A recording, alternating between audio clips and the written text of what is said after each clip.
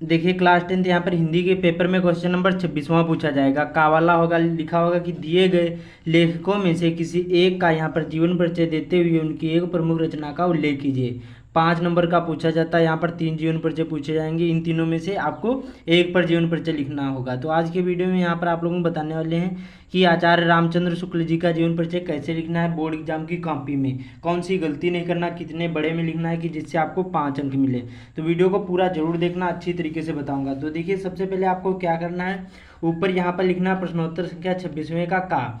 ध्यान रखना जब भी जीवन परिचय लिखोगे तो न्यू पेज से स्टार्ट करना, ये ध्यान रखना। उसके बाद में अब देखिए जैसे पहला हो या तीसरा हो, जो भी हो, यहाँ पर ऐसे सी वाला हो, ए वाला हो या बी वाला, कई बार रोमन अंकों में होता है। तो इस प्रकार से जैसे रोमन अंकों में हो तो रोमन अंकों में आपको लिखना, ये ध्यान रखना। तो यहाँ पर ऐसे हेडिंग डाल देना काले पेन से, और ये ध्यान रखना काले और नीले ही पेन यूज़ करना है, अदर और कोई पेन नहीं यूज़ करना बोर्ड एग्जाम की कॉपी में।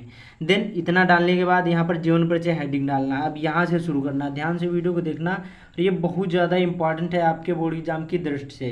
तो यहाँ पर देखिए आचार्य रामचंद्र शुक्ल का जन्म बस्ती जिले के अगोना नामक गाँव में 4 अक्टूबर यहाँ पर 1884 ईस्वी को हुआ था। और ध्यान रखना जब जैसे यहाँ पर इनका जन्म जो लिखोगे तो काले पेन से लिखना, इससे क्या होगा जो आपकी कॉपी होगी वो थोड़ी सी अट्रैक्टिव दिखेगी।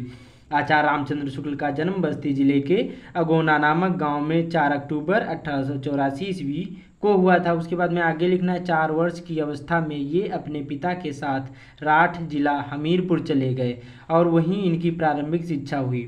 जो इनके 4 वर्ष की अवस्था में ये क्या है, अपने पिता के साथ यहाँ पर राठ जिला हमीरपुर चले गए और वहीं पर क्या है इनकी प्रारंभिक शिक्षा हुई। उसके बाद में आगे लिखना है कि इनके पिता की नियुक्ति मिर्ज़ापुर सदर में कानूनगो के पद पर हुई।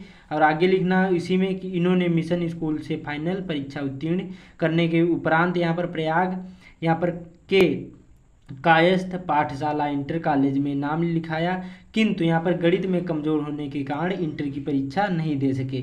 देखिए ये यहाँ पर गणित में कमज़ोर थे, इसलिए यहाँ पर इंटर की जो परीक्षा थी वो नहीं दे सके। आगे लिखना है कि किंतु गणित में कमज़ोर होने के कारण यहाँ पर इंटर की परीक्षा नहीं दे सके। फिर आगे लिखना है कि बाद में हिंदी शब्द सागर के लिए वह यहाँ पर वैतनिक सहायक के रूप में काशी आ गए। और यहाँ पर आगे लिखना है कि कुछ दिनों तक नागरी जो यहाँ पर प्रचारी सभा यहाँ पर सभा पत्रिका का संपादन भी किया है। एक पत्रिका थी, वो पत्रिका नाम था कि नागरी प्रचारी सभा, उस पत्रिका का संपादन भी किया। और उसके बाद में आगे लिखना तदंतर उसके या फिर पश्चात या फिर तदंतर आपकी नियुक्ति काशी विश्वविद्यालय में हिंदी अध्यापक के रूप में हो गई। उसके बाद में 1937 ईस्वी में विभागाध्यक्ष हो गए।